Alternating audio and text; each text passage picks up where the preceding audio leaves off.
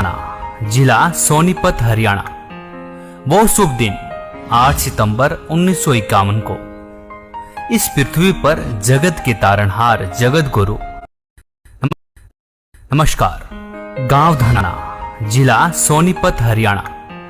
वो शुभ दिन 8 सितंबर 1951 को इस पृथ्वी पर जगत के तारणहार जगत गुरु तत्वदर्शी संत रामपाल जी महाराज का गांव धनाना के इस पावन धरती पर अवतरण हुआ। दोस्तों, हम इस गांव धनाना की पावन धरती को पवित्र इसलिए कह रहे हैं कि गरीबदास जी महाराज जी ने अपनी अमृतमय वाणी में कहा है कि धन नगरी, धन भूमि, धन धन करणी, धन देश, धन करणी, धन कुल, धन जहां साधु परवेश। इस दास ने 17 फरवरी 1988 में परमात्मा की शरण मिली थी और उस दिन के बाद 6 वर्ष 1994 तक दास ने जेई की पद पर सर्विस की। काम करते, अपनी ड्यूटी करते करते भी हम भक्ति करते हैं। हमारा रूल यही है, काम भी करो, भगवान ना भूलो, बुराई छोड़ दो। लेकिन 1994 में परमात्मा ने आदेश दे दिए गुरु महाराज ने कि तू इस काम ने संभाल। अब गुरु की आज्ञा का अवहेलन करना भगत का काम नहीं होता। जो गुरु वचन पर डट गए कट गए फंद 84 के। भाई, जो गुरु वचन पर डट गए कट गए फंद 84 के। और उन्होंने अचानक मुझे बुलाकर पास बैठा लिया, कहने लगे आज से तू नाम दिया करेगा और जितने भी वर्तमान संगत थी सबको कह दिया और सबको बता देना कि जो इसको गुरु नहीं मानेगा वो मेरा कुछ नहीं होगा। मेरे पसीने आ गए कि मैं तो 2 कौड़ी का जीव, एक मजदूर आदमी, और परमात्मा ये इतना बड़ी जो है ना, इतना बड़ा जिम्मेवारी का काम। और उनके पुराने पुराने भक्त निरे थे, लाल कपड़े पहन कर बाबा जी भी बन रहे थे, उनके साथ रहा करते। उनको सबको निकाल दिया था उनकी त्रुटियां देख जाकर। हमने नहीं पता था कि हो रहा है, क्या इनका मालिक का उद्देश्य है। जब वो 104-5 साल की उम्र थी उस महापुरुष की, हमारे पूज्य गुरुदेव की, और कहा मैं तेरे साथ रहूंगा। और तीसरा शब्द एक दिन कहा था कि रामपाल तेरे सब बराबर संसार में संत नहीं होगा, पूरे विश्व में तेरे बराबर संत नहीं होगा। अब इस दास का और संत का के मेल था। हम तो भगत थे, दास थे, भगवान की भक्ति करते थे, अपनी नौकरी भी करते थे, बच्चे भी पालते थे। अब कहते हैं साध वचन पलटे नहीं, चाहे पलट जावे ब्रह्मंड। उनका वचन नहीं पलट सकता, उन्हें जो कह दिया सो कह दिया। तो वही ये फल गया। नहीं, हमारी तो घर के ना सुने थे। शुरू में अकेला नाम ले रहा था, बालक भी तो बालक छोटे थे, वो तो घर जैसे कहूँ था मान जाए थे, उनकी माँ नहीं माने, फिर मेरे माता पिता नहीं माने। अगले भाई पुरानी लाग कुकर छोड़ना, बड़े साके में पा आया। फिर परमात्मा से अर्ज करी, धीरे धीरे वो समझन लागे। ना सुनते तो भी बोले जानता बावड़े की तरह। तो धीरे क्यों कान न कैसे बंद करेंगे वहां बैठे हुए। तो ये ऐसा निर्मल ज्ञान है, एक बार अंदर का सुबह कैसी सिरंजा जानते काम करेगी दवाई। तो धीरे धीरे कान के माध्यम से ये दवाई भेजी जाती है। और आज देख लो, रंग ला दिया परमात्मा ने। उस परम पिता पूज्य गुरुदेव जी की शब्द शक्ति से सब काम चल रहा है और कबीर परमेश्वर हमारे सिर पर रहते। तो परमात्मा उस दिन के बाद सन 1995 में इतने 21 साल के बाद इतने पाठ हम घर घर पाठ किया करते थे। 3 दिन पाठ करते थे और एक दिन पहले जाना पड़ता था। ये दास स्वयं सेवा करता था, घर घर जाके उनके सब जहाँ हमने पाठ करने का स्थान देखना होता था उसकी सफाई करते थे। कईयों का देख का कमरा होता बड़ा सा, उसी में पाठ भी करना, उसी में खाना भी बनाना, उसी में खाना भी उसी में, सोना भी उसी में। तो उस ढंग से अपनी सेटिंग कर लेते हम, इतनी जगह में पाठ कर लेंगे। तो मेरा जाना अति आवश्यक था उस समय, क्योंकि ये स्टार्ट था भक्ति का और स्टार्ट था इस 500 यज्ञ करने का। किसी को नहीं मालूम था, बच्चे थे सहयोग देने लगे। और धीरे धीरे फिर वो क्या हुआ कि इतने पाठ हो गए कि मुझे नौकरी, पहले तो क्या करता था, शुक्रवार को पाठ प्रारंभ किया, शुक्र शनि ड्यूटी करके सामने चले जाते, बृहस्पतिवार को, शुक्रवार को रात में तैयारी करते, शुक्रवार को शनिवार को अब पाठ प्रारंभ करके अपनी नौकरी पर चला जाता, फिर शाम ना आ लेता, शनिवार इतवार की छुट्टी हो जाती, काम चल रहा था। वो हफ्ते हफ्ते में हुए, फिर होने लगे डेली। अब अफसर भी दुखी और मैं भी दुखी, तो फिर उस दिन रिजाइन कर दिया परमात्मा के नाम पर। 18 साल की नौकरी होगी थी मेरी। हालांकि कुछ और भी हमारे साथी कह रहे थे, भाई अभी 2 साल और डट जाओ, आपकी पेंशन बन जाएगी। वाह भैया, पेंशन तो करा कितनी बार होगी। जो पेंशन ई बनेगी ना, या कद्दे नहीं बनी थी, या असंख्य जन्मों की पेंशन बन जाएगी। तो वो तो इस बात को नहीं समझे थे, उन्हें तो मुझे मूर्ख ही समझा।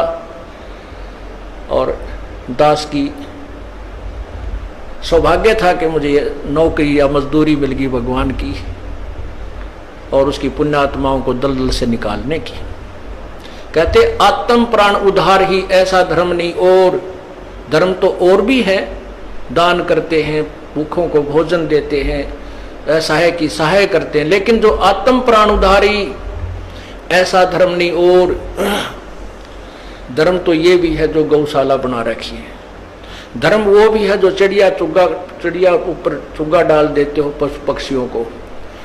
वो भी विकलांगों के जो ऑपरेशन वगैरह कराए जा रहे हैं वो भी धर्म है। अनाथ आश्रम है वो भी धर्म है।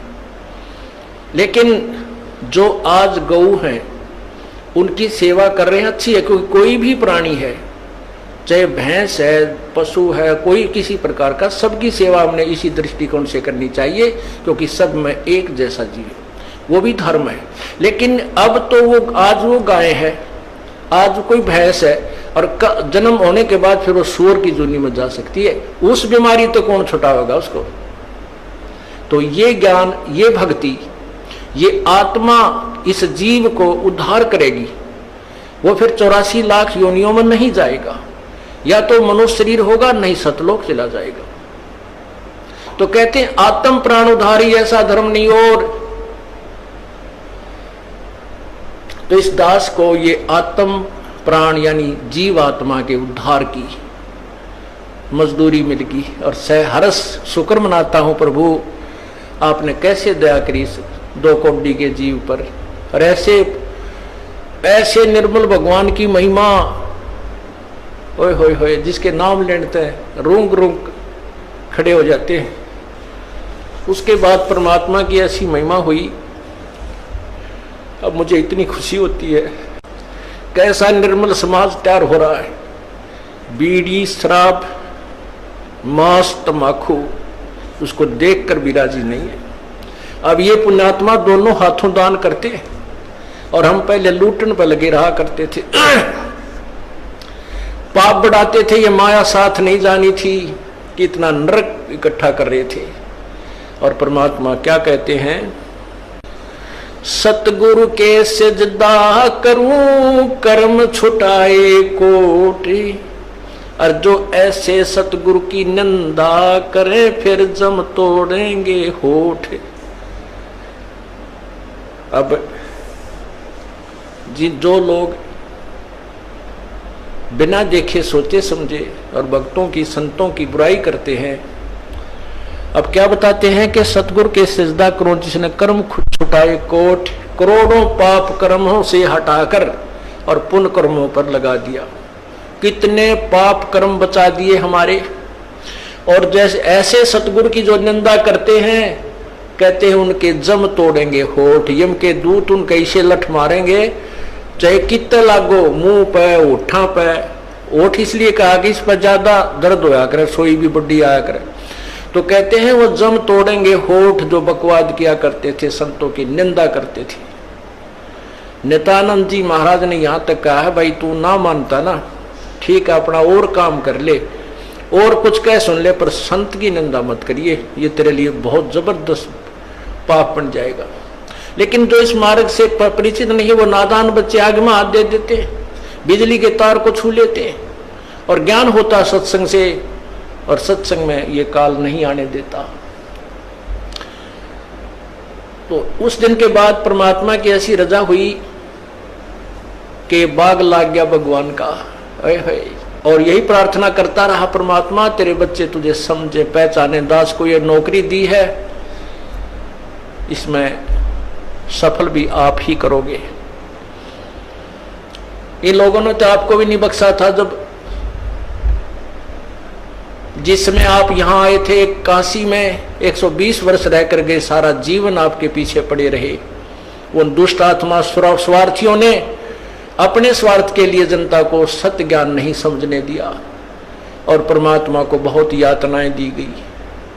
अब उनकी जो यातनाओं, उनके साथ जो हुए संघर्ष को देखकर इस दास का दिल डटा हुआ है कि हमारे साथ तो अभी कुछ भी ना हुआ है। जो उस परमात्मा के साथ कितना तेल के कढ़ाई में डाल दिए, कितना काट काट के घेर दिए, कितना कुएं में डाल के ऊपर तो डले ठोक दिए, और फिर भी डोके न पाए।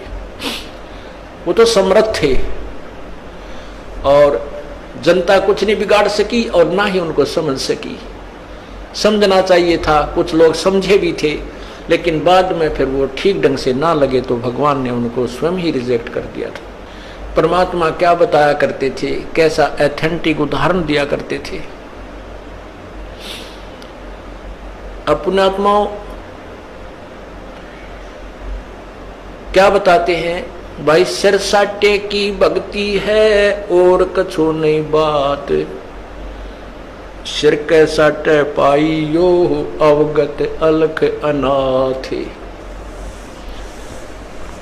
अब शीश कैसे देना है, शीश ये नहीं भाई काट के सिर चढ़ा दे भगवान के चरणों में, ऐसे नहीं। जैसे आपको परसों के सत्संग में सुना था कि गुरुदेव को समर्पण कर दिया जाए। समर्पण का अर्थ यह है कि जो आज्ञा दे वही की जाए, चाहे वो बुरा लग रहा है चाहे अच्छा लग रहा है, उसमें हमारा हित है, अति हित होता है। और संत क्या कहते हैं, भाई बीड़ी शराब मांस तम्बाकू ये मत पीना। संत कहते हैं चोरी जारी नहीं करना, डाके ना डालना, किसी की जेब ना काटना, ये महापाप है तेरे लिए। अपना करके खाना बेटा, भगवान भजना, इससे तेरा कल्याण होगा। और हम यही वचन नहीं मानेंगे तो फिर यहाँ स्कूल में आने की आवश्यकता क्या, इस विद्यालय में सत्संग में आने की आवश्यकता क्या। हम गलतियां भी गलती पे गलती करते रहे और फिर सत्संग में भी आ रहे हैं तो वो फेल हो जाएंगे विद्यार्थी, वो पास नहीं हो पाएंगे।